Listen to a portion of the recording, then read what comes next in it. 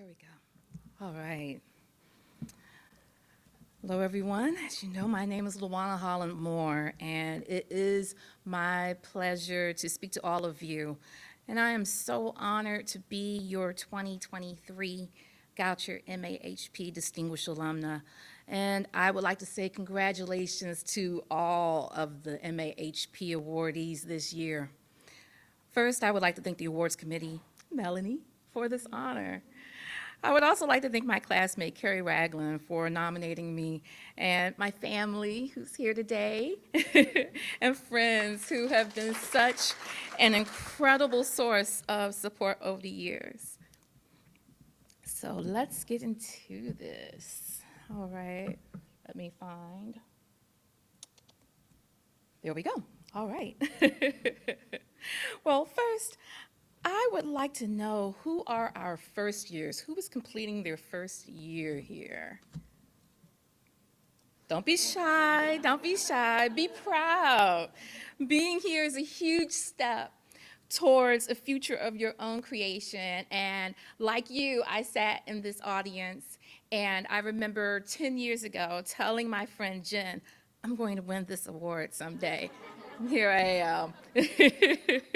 I still remember what it was like when I sat in on my first assembly, and I was not new to history, but I was new to historic preservation. So many acronyms, so many styles, so much to know and learn. It's a lot, isn't it? For all of you currently going through the program, whether certificate or master's, you can do this. And I look forward to calling you my colleagues.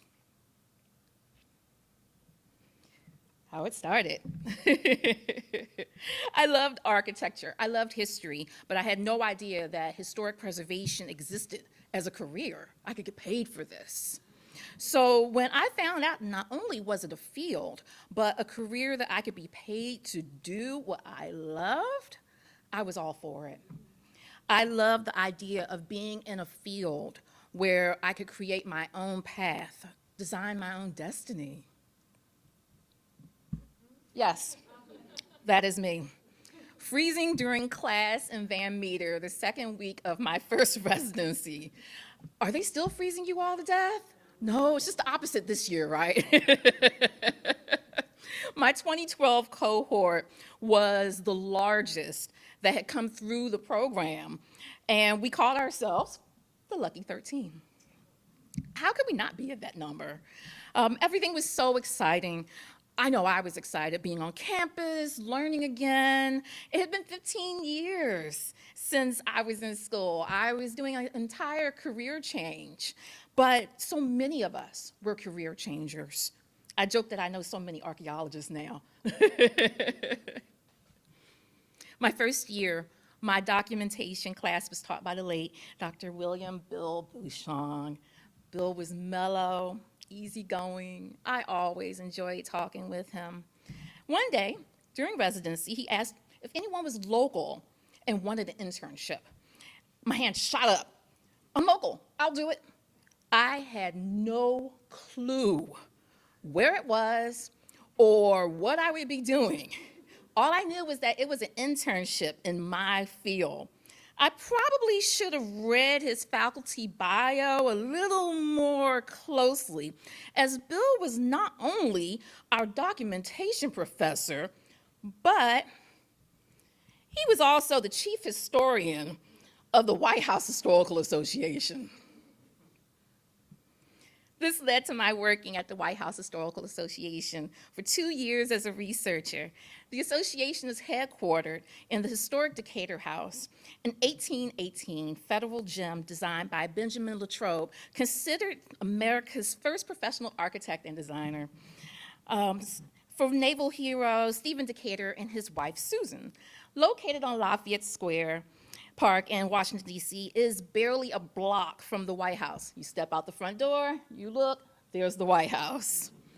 I worked on the book for National Geographic, researched the history of the slave quarters and the historic kitchen for a HAPS project. It was a fantastic experience working there. And yes, I got to meet Michelle Obama twice.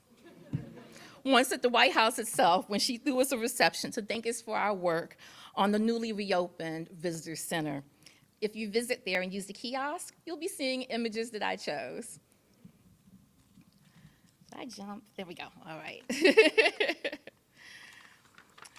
The association has a co-stewardship agreement with the National Trust for Historic Preservation. I met Catherine Malone France and Tanya Bowers when they came to do a training, and they encouraged me and a colleague to come regularly to headquarters as a liaison from the House to the Trust Diversity and Inclusion Group. In 2014, I won their Mildred Kolotny Scholarship for Diversity and Graduate Studies, which gave me an opportunity to present my own session at their annual Pass Forward conference. I'm here to tell you that when you want something very badly, you will see it through. When I started the program, my oldest son here was only 1.5 years old, a toddler. There were many days and nights that I was doing readings, taking notes, going to class with him right beside me. I actually went into labor while on the phone with my independent study advisor, John Sprinkle Jr., who literally wrote the book on the National Register. Lawana, what did you do? People ask me when I tell them this story. I finished my call. I didn't know when I was going to talk to him again. But I finished my thesis and graduated with my family by my side. But there was a bittersweet feeling for me, though. During my first year of residency, my husband Delonte became ill with what we would find out was pulmonary fibrosis, eventually spending 6 months in the hospital. As he was having a double lung transplant surgery, I was sitting in the waiting room, going through my thesis oral defense binder, checking my arguments. My oral defense was the next day. I did not tell my committee until afterwards, and when I passed, and then I went back to the hospital a few blocks away afterwards. The transplant only meant that we were on borrowed time, but it allowed him to see me graduate. We had 3 more years together until his death in 2020. That quote is what he said after we visited Kentuck Knob and the iconic Falling Water. He called me buildings nerd, but he was also a history lover and incredibly proud of me. After graduation, I worked at the Greenbelt Museum, a small house museum in Greenbelt, Maryland, an experimental cooperative community created by Franklin Roosevelt's New Deal in 1937.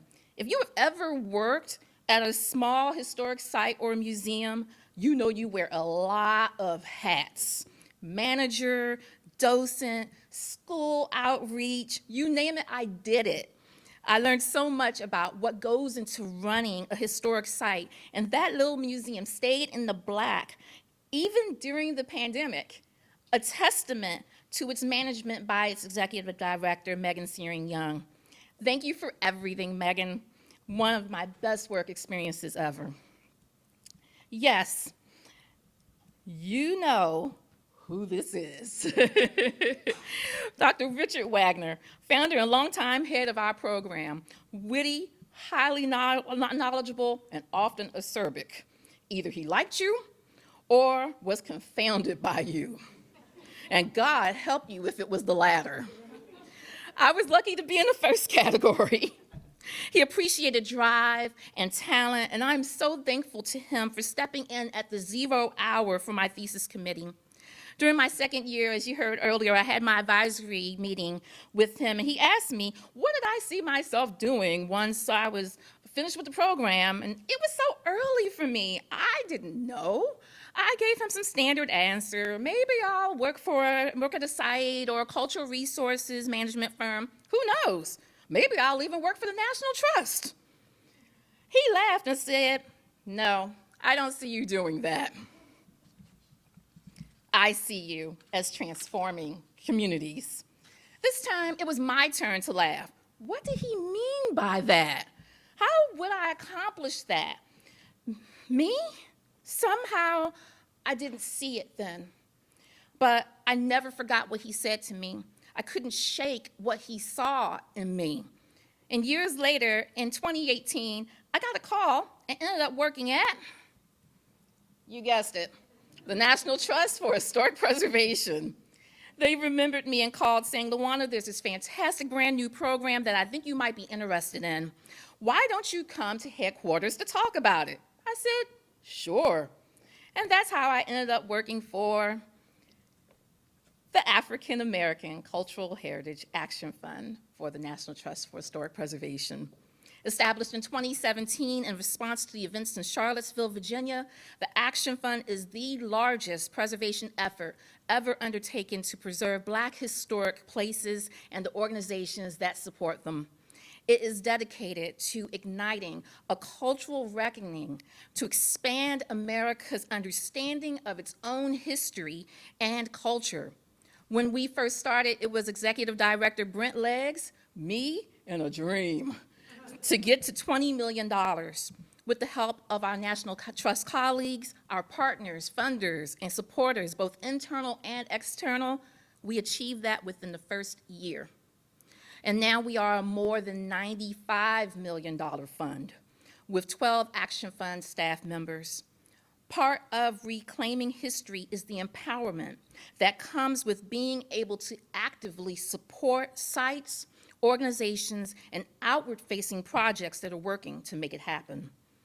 Since 2017, the Action Fund has funded 242 projects, advancing the ongoing preservation activities for historic places such as sites, museums, and landscapes, representing African American cultural heritage, investing more than $20 million so far.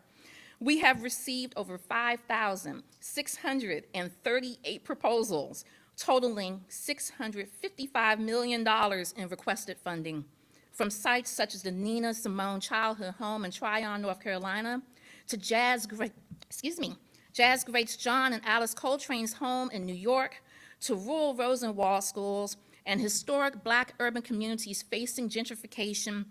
We always knew the need was there. But through our national grant program, historically Black colleges and universities cultural stewardship initiative, and preserving Black churches and conserving Black modernism grant programs, we are now able to quantify it. The breadth and depth of these requests demonstrates just how much more work stands before us. While these sites represent African American history, they fundamentally tell stories about human worth, dignity, fairness under the law, and our shared American ideals, both how we fulfilled those ideals and how we have fallen short. Everyone should be able to see themselves and their communities in those stories. Yes, that's me. In my Girl Scout junior glory, I loved history. I practically begged to be taken to historic sites. I loved it so much. And lucky for me, I had someone in my life who indulged it. I found that most people that go into history had a spark in their lives, someone whose love of history was infectious. For me, that is my great aunt, Jeanette Smith, who loved and loves history as much as I did. She was a member of her Negro History Club when she attended Old Dunbar High School in 1942. I rode around with her through the countryside of Louisa County, Virginia, as she interviewed family elders, collecting their stories and compiling our family's history. She once took me with her to Richmond, sitting me down as she loaded up a microfiche. She wrote an ancestor's name down and simply told me, find them. Years later, I was in Richmond to speak on behalf of the National Trust and the Action Fund in support of the preservation of Shockoe Bottom, pictured here, once one of the largest markets in the United States where enslaved persons were traded, second only to New Orleans. It had been paved over, its history almost forgotten. And along with our partners and the community, we were trying to change that, and did. Through our intervention and support, it is not in danger anymore of becoming a stadium or anything else but a place to remember and reflect. Where did I speak? The Library of Virginia, the very place that my great aunt had brought me as a little girl. I had come full circle. During a time when histories are being challenged, this history and that of other historically marginalized communities have become more important than ever before. Whether it is one of activism, achievement, or pain, they must be told. That is our responsibility as historians. African American history is American history. Native American indigenous history is American history. Asian American history is American history. Latino American history is American history. LGBTQ history is American history. Stop othering them, as they all contribute to our collective memory and historical narrative as a nation. When we speak of place, we speak of memory, of tangible connections. We can walk where they walk, touch what they touch, be where they were. Place allows us to inhabit a moment in time, connecting us to those through lines that link us to the past. But when those stories have not been heard, they have been obscured or omitted outright, there's a gap. There's a hole that becomes our responsibility to discover and peel back those layers within a site to give us a more complete picture of place. One of the things that I love about my job is being able to see things from a national perspective and get a sense of the need, the issues. Often I do technical assistance helping with inquiries from the public. I received an email about the structure shown, the Brockway Center in Oklahoma City, which was once the headquarters for the National Association of Colored Women's Clubs in Oklahoma. It was in danger of being demolished, and we sprang into action. I let our National Trust field officers know about it, and we were able to intervene. And working with local resources, we were able to save it and think about its future along with another African American landmark in the city, the Luster's Lions Mansion. One inquiry call that I received was also from the pastor of a church. He was telling me about the need to stabilize their stained glass windows. The highway was running just behind it, is rattling them. And the more he told me the story of the church, I just stopped and said, "Oh, I am going to help you." Have you heard of the Greenwood Massacre in Tulsa, Oklahoma in 1921? As it turns out, this was Vernon Chapel AME, the last building standing from that massacre. Those windows that he wanted stabilized were inscribed with the names of the survivors that rebuilt the church. Not only that year did they win an award from us, they won the most. And we're able to leverage it into over, I believe, $2 million to be able to restore the church. An exciting project that I'm actually the project manager of currently is the Sojourner Truth Memorial Project in Akron, Ohio. And it's actually the Sojourner Truth Legacy Plaza. With support from the Knight Foundation, we're collaborating with local Akron organizations and community stakeholders to create a new memorial on the site of her 1851 speech at the Akron Women's Conference in 1851 with a statue by noted African-American artist Woodrow Nash. This has been a community collaborative effort from the very beginning. We started by asking them, what do you need from this site? And they told us that for the Akron community, they are so excited about this story. And one of the things that we want them to be able to tell others is the fact that Sojourner Truth never said, "Ain't I a woman?" She never said it within her lifetime and actually railed against it. That is for the Akron community to be able to now tell and set straight as stewards of that story. We hope to create an innovative, thought-provoking space that will continue to inspire generations to come. By elevating these stories and places, we look to not only understand our past, but to create opportunities for dialogue and to form stronger arguments for how to link preservation to the honoring of our ancestors and also ourselves. The Action Fund was always meant to be a model. One commonality that I have heard throughout all of the presentations today is the importance of preserving the histories of historically marginalized communities and our intangible heritage. We must not other history, but celebrate the stories that they tell. We keep places alive through collaboration with and the dedication and perseverance of grassroots advocates, preservationists, scholars, politicians, and the community itself to uncover and make visible these stories that contribute to our collective historical narrative as a nation. I'm a member of the 1%, but no, not that one. It is not lost on me that I am this award's first African-American recipient. In a 2020 New Yorker article, I was struck by a statistic. Less than 6% of the more than 20,000 National Park Service employees are Black. Not quite 4% of academic archaeologists, 5% of licensed architects and engineers, and less than 1% of trained professional preservationists are African American.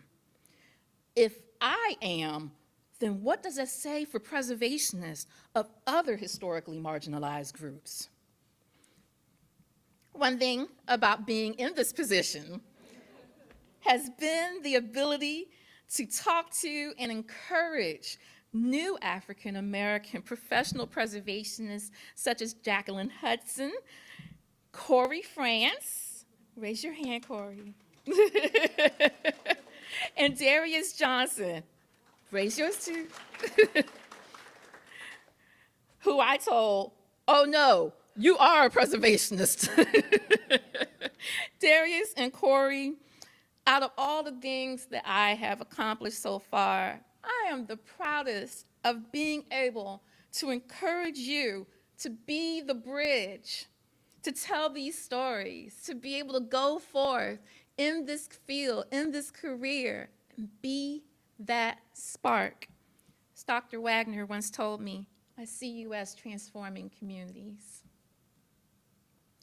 One thing I want you to take away is that African Americans are doing preservation work even when they're not calling themselves preservationists. From fighting for recognition of historic rural schools for Black children or Green Book sites that hosted performers and Black travelers during Jim Crow when they had nowhere else to stay, from contributing to building funds to maintaining church and family cemeteries, like what I'm doing in the photo in the center. I love cemeteries. African Americans are doing this work. And here I am, standing where Sojourner Truth's statue will be. It is so special, so important, and so necessary to do this work and to be able to acknowledge the efforts of those who work, like all of you out here, to elevate these places, these stories. And there are so many stories out there to share. So many stories that contribute to the understanding of who we are as Americans and as a nation. And I will leave you with this thought as you go out into the world to do this work. What story will you tell today? Once again, thank you for this honor. Thank you.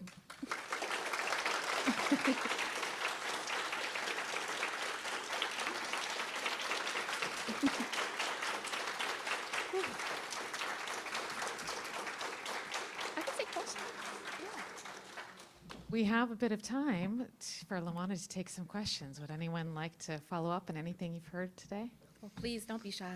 No.